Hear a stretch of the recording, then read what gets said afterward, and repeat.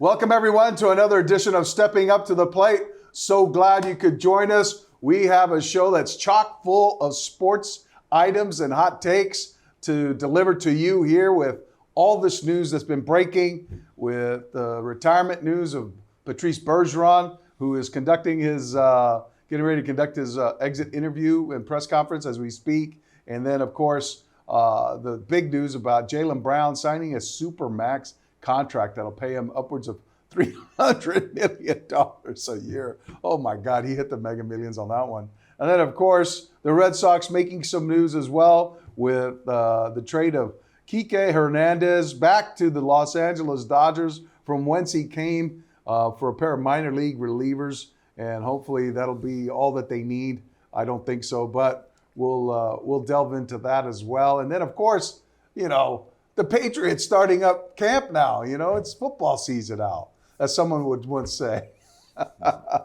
Joined here by my main man, Al Prizzuti. Al, thanks very much for being here with us, to discuss all that we've got going on.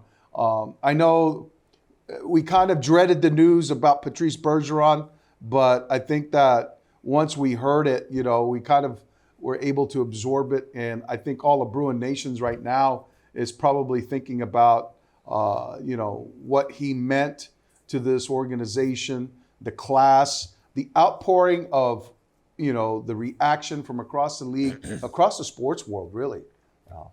Well, I think a couple of things. First of all, you never want to see a great player, 19 years with the Bruins. 19 years. He was 18 years old when he started. Leave. But what he did on the ice pales in comparison to the type of person he was in the community. Right. I mean, he took the time to mentor kids that had problems. Yeah. Some of the hockey players young kids that had injuries that could never play again, see him as inspiration. Yeah.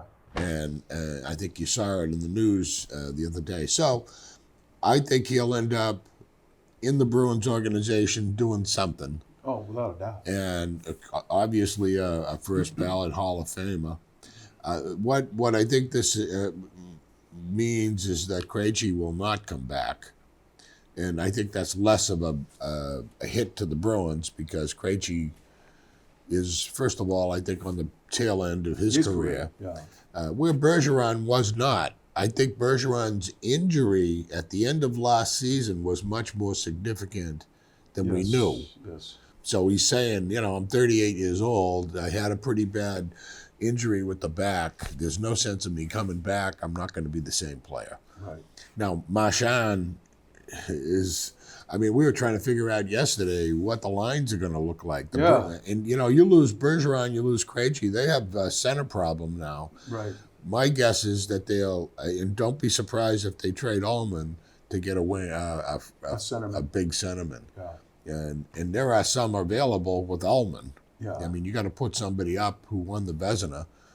To get something in return. And the Bees are deep. Maybe that and get some prospects. Yeah, I think the Bees are pretty deep in goaltending. I mean, you got Swayman, you got Boosie, you got this other kid down there. Yeah. All of them have the potential to be as good or better. I mean, I look at Ullman and say he was a so-so goaltender with Buffalo and had a great season last year with the Bruins. And became Vezina winner. Yeah. Unbelievable. But maybe it was an aberration because the team played really well. They won 65 games. But the thing I look at, Al, is the vacuum of leadership now. Because if you're the Bruins, are you thinking about dealing Brad Marchand? No.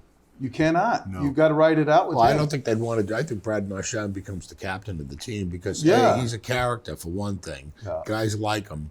Bergeron was a quiet leader. Yeah. You know, some guys can be an emotional leader, and Bergeron wasn't steady. that. Steady as a he was rock. the guy that everybody looked to. Yeah. You know, when he came in the locker room, He was the rock of that team. he was the rock, and you know, losing him and Hall and you know Tyler Bucci wasn't Bertuzzi? he wasn't with the Bruins that long, but I mean that's a hit to them. Yes. Losing a kid like Hathaway, who's a Bruins style, Connor Clifton, who's a Bruins style. What you're going to see out in October, November, is a completely different team from last year. I mean, if they win 50 games next year, that'll be fine. Yeah. But the thing is, Al, is you know, as you mentioned, you've got Brad Marchand stepping into that leadership void. And then what about David Pastrnak? Is he someone that you can look at as a potential leader? Maybe, you know, will he wear the A on the sweater? Might. Yeah. I think, you know, the front line is going to be something like Marchand, Pastrnak, and DeBrusque. But you still have some of that lingering culture in the organization with Pastrnak, with Marchand, and with Lucic coming aboard. Yeah, You know, Lucic, I mean, Lucic he's- is not only going to give him muscle, Right.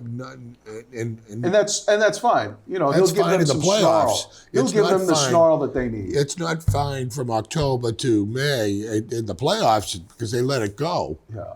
Because the Bruins get pushed around in the playoffs by bigger teams. Right. But you know what? You win 65 games and go out in the first round.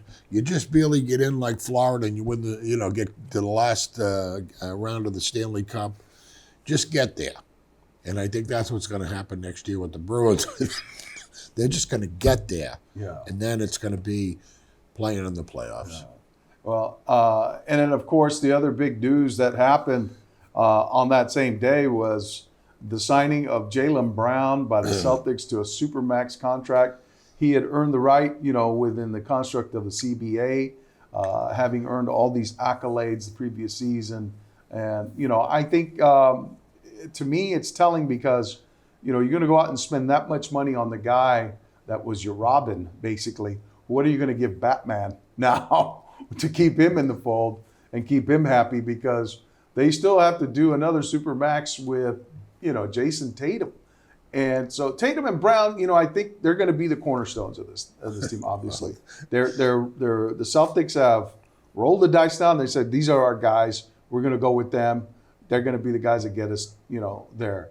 And it's going to be the other guys on the periphery. Will they be able to afford those other players that will help them get them there? Yeah. You know, and they're committing. They will have committed $600 million to two guys, you know, over a course of 5 years each. You know, It's and 5 years.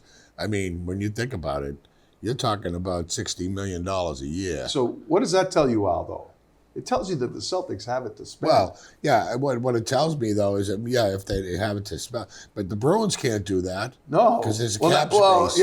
yeah. I mean, this cap doesn't seem to be even a factor in the NBA. No. I mean, $300 million for 5 years. I mean, if I'm Jason Tatum and I'm a better player, in my opinion, I think that if you asked 100 people, 75, 80% would say he's the better player. Right. I mean, there are some people would say Well, Brown. yeah. What's he want? I mean, I'm going to say, you're going to pay me $300? You gave him $300? Yeah. I'll see you later. It's going to be a little. Well, that's the other thing too. You don't want to price yourself out of the market either. But you're going to want to get what you're worth. And then they got certainly the he's big worth, kid they signed he's for 2 certainly years. worth at least that much. Oh, he's At least that much. Well, anyways, we'll see what happens. You got the big kid. Christoph Porzingis, he signed. Yeah, So 2 years. there you've got your big three now. Oh, yeah. You got Oh, your yeah. big three, and then now you've got Brogdon, you've got Horford, Peyton Pritchard now is going to, you know, ride a little taller in the saddle because he knows he's going to There's have teams that want an Pritchard. opportunity. Pritchard might end up being traded before the season Well, starts. I think they keep him. I think they need to keep well, him. You know, they need we'll some see. ball handlers. You know, Yeah, but White and Brogdon, Derek White. you still got those are 5 guys. with Tatum and Brown and Porzingis and those two. I mean, they're fine. And Horford and then Robert Williams. The 7th, 8th, and 9th, 6th, 7th, 8th, and 9th players on that team are real big contributors, okay? They're fine. Yeah. I think they probably set themselves up to win. Yeah, to win, not just to win. now. Maybe not to win the chip, but to win. To win and then win in the future, too. So So it sounds like you're turning around on this deal. You're not so sour on the deal? well, I'm sour on anybody making $300 million for 5 years to play a game. Yeah. I mean, I think the salaries in soccer, in all sports, and in movies, and all of this stuff, Golf are ridiculous. Golf. I mean, it's ridiculous when you come down to it. Right. So, you know, and then a little seg on the Red Sox. Yeah. The Sox let everybody knew Kiki was gone. Pretty much. The handwriting was on the wall. As soon as they knew they were going to have to bring Story back and all of this stuff, they needed to make space. Where are you going to play him? He can't play the infield. You can't play him in center field anymore because Duran. You had Yu-Chang come off that injured list. You had Pablo Reyes now coming off. You have Trevor Story making his way back. You got Arroyo. You got all these guys. So, now you got an influx of players that better in the infield than him, and Duran is solidified center field. He's a center fielder. You got to have him, and he's an exciting player to watch because when he runs the bases, a single, he's scoring. Right. He could score. Yeah. Let me put it that way. So I thought Duvall would go because Duvall gives you more than two prospects because they got two pitchers. One was 25th in the Dodgers system. Yeah. And he's a big kid. He's 6'6" or something like that. But the thing that made it, I think, palatable for the Dodgers was that the Red Sox are paying the freight here. They're sending 2.5 of his salary. Yeah, back to the Dodgers. I think they still need. And I was watching Chaim on the rain delay. Yeah. What he's done with the Red Sox, whether we like it or not, is the same thing he did with Tampa Bay. Yeah. He really loaded the team with prospects. He did. Now, some of these, I have never liked Tristan Casas as a player, but he's hitting. He's turning it around. He's starting to hit. He's not see his process. Not a good first baseman. Well, he's an average first baseman, but he's going to hit. He's going to hit 25 home runs this year. He could do it this year. Yeah. And if he could get his average around the 250, 260 range, and it's coming up. But Al, it's fine. Yeah, I'll tell you, Al. For all the belly aching and moaning and groaning people have done about the Red Sox, and what a middling team they are, I thought they showed me something before the All-Star break. Okay, they beat some decent teams, and then of course they still have their moments against the teams that they should beat. Oakland, Chicago, and whatnot. Yeah, but they lost 2 out of 3 to Oakland. Right. They won 2 out of 3 from Chicago, which they should have. They should have. They say, they beat the probably Yankees. should have swept them. Well, they beat the Yankees without Aaron Judge in the lineup. Right. I mean, that's not the Yankees. No, but the Yankees aren't the same either. The Yankees are the same with Judge in there because he changes how you have to pitch. Correct. I think that they're having problems with their pitching too, and that's a big if there. But now you look at the constitution of this lineup. It's going to change in the month because you're going to have Sale back, you're going to have Whitlock back, you may get Tanner Houck back. Yeah. So that's going to fortify your rotation. To what extent, we're not sure. Let's not forget Pivetta. Pavetta's been the best pitcher, the most consistent pitcher on that team. But he's the one that's been getting them from the second inning to the sixth inning. Correct. I mean, long relief. He's been invaluable in that respect. And I forget who it was, whether it was Maloney or the other guy who said he's throwing fastballs. The other night he was throwing sliders and curves and they were hitting it. And then he said, "To heck with this, I'm going to go boom at them." And they struck out. He's a strikeout pitcher. Yeah, and that's what you need, and that's what moves the assembly line along. But then I look at the hitting lineup now, and I'm sitting there. Here they are. They're playing against the NL leading Atlanta Braves, who've been like murdering the ball as well. And you get some pitching. You know what? They have the hitting to complement it. Well, when you think about the line, they put Duran at the top. Yeah. And then they get you got Devers. Devers is hitting 268, incidentally. 2 weeks ago, he's hitting 245, 239. He's hitting 268 now. Yoshida's a hitter. Connor Wong is a hitter. All right. I mean, they got Maguire coming back. Arroyo Who's a Casas. hitter. And then you got Duvall in there. Verdugo. I think Verdugo's come down a little. I mean, he was up at 300. Well, he's a guy that, 270. again, all of these guys don't give away at bats, it seems like. And that's what I like. I think. And then you've got Justin Turner. Justin Turner's been the best pick. He's the best pick they had this year. He's the Renfro of 2 years ago. Exactly. Great analogy. But, great analogy. Renfro wants back, incidentally. I was reading. He wants to come back to the Red Sox. He doesn't even know why they traded. When you think about they took Jackie Bradley back for him. And Jackie Bradley, I think, is playing at the Townfield Tavern in Fields Corner. And he's not even starting. That'll tell you. I mean, come on. Jackie Bradley, your favorite player. Right next to Christian Vasquez. Baseball's a tough game to play. It is. When you see these guys in the minors and you say, wow, wait until he comes up. Well, wait until he comes up. Yeah. Because when they come up and they're facing 5 pitchers who would be stars in the minors, up here, you can't, it's a tough game. It is. It's like golf, and we can seg to golf a little.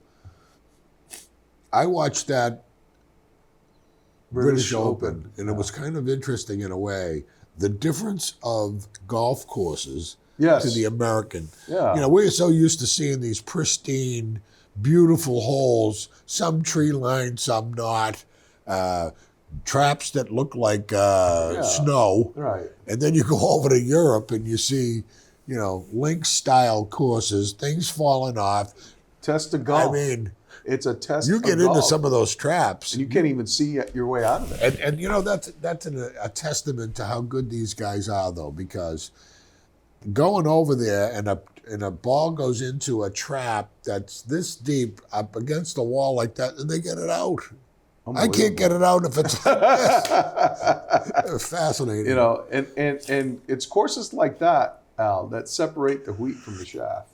When you think about it. Because there were a lot of former Open champions didn't make the cut. Yeah. And then people were saying, I heard these radio guys going off, and I was just shaking my head. These guys, hot take artists, they were going, well, Brian Harmon, I want more. That's not what I want to see. I don't want to see Brian Harmon. Well, no, they don't want to see Brian Harmon is their guy for a reason. They want He's to criticize the fact that he does the wiggle before he does please, so what? He's a winner. I'll tell you the other thing is he's like 140th on the tour in terms of distance off the tee. And he's 5'7" and 150. But the guy makes beautiful contact as a lefty. I was glad he won. Yeah, because he didn't give it up. He wins. He would win on link-style courses because he hits it straight. Yeah. And you got to be in the middle of the fairway in those courses, right? Right. And he's unbelievable putter. Yes. I mean, he's also great around the green. That's perfect for he is? links. Prototype Ryder Cup player. And he's right up there now with the British Open win. He gets right up into the rankings. But, the announcers ruined the game with all this stuff about McIlroy can't win. He was 9. He hasn't won since 2000, whatever it was. Again, what are they going to talk about? I know, but talk about what's going on in the game now. I mean, what you're watching. Even baseball and the announcers, they want to talk banter as opposed to announcing the baseball game. That's why radio announcers are actually better because they know you can't see it. Right. So they have to tell you what's going on. They have to paint the picture. Yeah, whereas the TV guys, they're bored. Well, yeah, they're allowing you to, soak it up. You got to have a color. You got to have color. Yeah. And anyways. But Al, and with all that going on, you got the women's world. I do think the Red Sox are going to make the wild card if they keep playing the way they're playing. Yeah. And that's enough. You know what? And with the Bruins face, if you get a hot team getting into the tournament, this last year proved all you have to do is get there. Yeah, right. You don't have to win 65 games, And maybe that's why You Bergeron. get there, you have a little luck, you have a little, chemistry, and that continues to build and build and Well, build. you have emotion wins hockey games. Big time. When you start to get into, the playoffs and the emotions, that's what Florida did. The first 3 rounds, they had emotion. Totally. Kachuk was just unbelievable. I mean, I give it up to their coach when he says that at the end of Game 5, he says, "We'll be here for Game 7." Well, that was Kachuk. Yeah. Kachuk said that. He said, we'll be back. Yeah. We'll be back for Game 7. And it fires up a team, But, what's going to fire up this Red Sox team? I think, what they're doing right now, winning the way they are, they're hitting, they're starting to get a little bit contagious, they're getting healthier, they're getting their guys back, it creates a sense of excitement. I'll tell you. There was a big-time turnout for the Mets series, big-time turnout for the Braves. Sale, any New York team comes into Boston, they're going to draw. Oh, what? I loved it. I loved it though when Mets fans would start up their chant. Yeah. And then they'd get shouted down by the Red Sox fans, and then they would. I guess they were the ones who launched into the Yankees suck chant. Yeah. And so they drew them in a unified. They're unified in purpose in their ardor for the Yankees. So I do believe if the Red Sox, if Sale is anywhere near what he was before he went out, because he started to come yes, back. he did. And then you also would have a chance of putting Pivetta back in the starting lineup. Only to see now, and you got Tanner Houck. If Houck is ready, I'd bring him along slowly. Maybe you're going to bring him. You have to bring him along slowly. Yeah. And I think it was again. I'm not a Maloney fan, but Maloney who said, it's not coming back and pitching, it's coming back and facing the batters after you get hit like that. Herb Score never was the same pitcher after he got hit in the face. Yeah. Gil McDougall did that, incidentally, a Yankee. Yeah. But.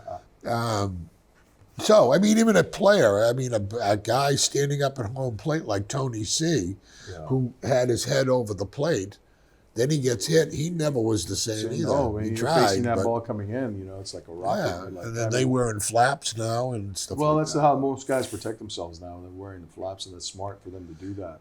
And amidst all of this stuff going on, we have the Patriots out gearing up. They're on the field down in Foxborough right now, getting ready to win the Super Bowl. It's interesting to see what's going on now with Mac Jones. There are people who are still, on the fence about him. And I'm in the camp that, he showed us what he was in year 1. Competent guy who could run an offense. You put a good system around him, he'll operate it. Yeah. You give him junk to run, you're not going to get the Mac Jones you got in year 1. You give him a guy who doesn't know what he's doing as offensive coordinator, you do him a disservice. And I think that's what Bill Belichick, that's what the Patriots did for this kid. They did him a huge disservice. And here's the other thing too. It was pointed out by one of our columnists, that at the Globe, that this guy's a gift because he's under your control right now on a rookie contract. And all you need to do is surround him with the money you're saving, having to pay him. You can go out and spend it on guys. I'm 6 of one, half a dozen of that, because what I believe is a great player, brings out the best in his players around him, and I don't think he's done that. So I'm still look at this is what, his 4th year, right? No, it'll be his third, right? Third? I think it'll be his third. Well, the first year was. Well, he had to take the job from third Cam. or 4th year, whatever. He took the job from Cam Newton. Yeah, and then the second year, Cam Newton's out. He gets it. They bring in Patricia, right? Yeah. Am I missing a year? No. Yeah, they bring in Patricia, and then he has his struggles, and then they bring in Bailey Zappi. No, I understand that he hasn't had the support that he had, but the great players bring out the things in other players, like receivers. They know exactly where that ball's going to. I don't think he brings the same level of excitement to his receivers, and they haven't been great receivers, incidentally. As like if Brady was throwing the ball, they know where it's going to go. Right. They know how fast it's going to be there. They know if they cut here, it's there. Well, you look. He hasn't proven to me he's the guy. Who is the best receiver Brady's ever had? Randy Moss. He's had a lot of them. Randy Moss. Randy Moss, if you want to go deep. Randy Moss was the best receiver he's ever had. Well, to go deep. And that's the deep threat that guy posed opened things up underneath. See, here's where Brady was a lot like Bart Starr. He wasn't a great long passer, neither is Brady. What they were great off tight ends. And guys like Edelman, possession receivers. Yeah. Guys who cutting across, shot 15, 20 yards. Wes Welker. There were a ton of them. Edelman. And then Gronk.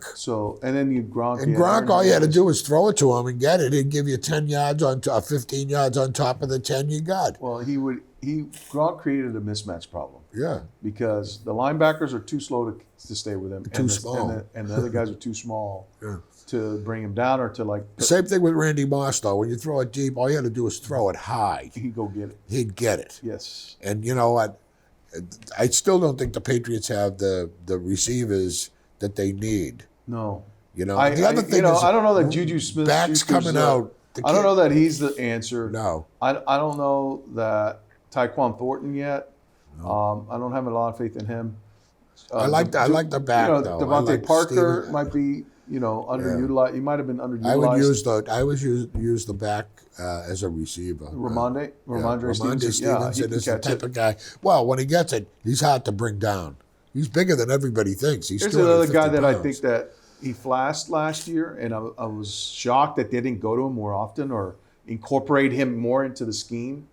And when I saw that he wasn't incorporated more into the scheme, it led me to think that, this guy's not doing his job, because Patricia should have seen that Marcus Jones, the little scat back, the kid that got out of Houston and return specialist, they threw the ball to him one time in the flat on a little bubble screen, and the guy took it and he ran for a touchdown. He ran by people. He ran right past people. I'm like going, boy, why don't we see more of that? Yeah. Jet screens, jet sweeps, stuff like that. Wow. Get him on the perimeter, get him going. I think they'll surprise some people this year. Defense is going to be pretty decent. Yeah. But they're going to be missing Devin McCourty on the back end. Yeah. I think they're going to have a very good defensive line. Yep. This kid they got in, Keon White, out of Georgia Tech, looks like he's going to be a game changer, I think. Well, I think they're going to surprise people. Got Uche, you win with defense. They got quarterback Judon, and defense. And the quarterback still, in my mind, is a question mark. He's okay. Yeah. Defense is good. I think the defense is going to be really good still. So we'll see. But they're going to have a tough schedule coming up, The division is going to get exponentially tougher now with Aaron Rodgers in it. Yeah. And the Jets aren't going to be the tomato cans of yore, Well, in all sports, you get this passing of the baton. You've got it in tennis. Yeah. With Djokovic now turning it to this Carlos Alcaraz. Yeah. But, 23 majors and Federer and Nadal, he's only won 2. Right. And he's 20. He might not be able to sustain that. I've seen it before where guys come in and they do it for a while and they can't sustain it. Yeah. You have to have discipline. One thing about Djokovic, everybody talks about him, he's a hard worker. Yeah, he is. And we forget Ted Williams. Everybody goes, oh, Ted was a natural hitter. Ted Williams was a hard worker. Hard worker. That's all he thought about was hitting. Yeah, he worked at his craft. Well, that does it for us this week. We've been hard at work at our craft, as you can tell. I want to thank my main man, Al Prizzuti, coming in and weighing in on all manner of topics that we had.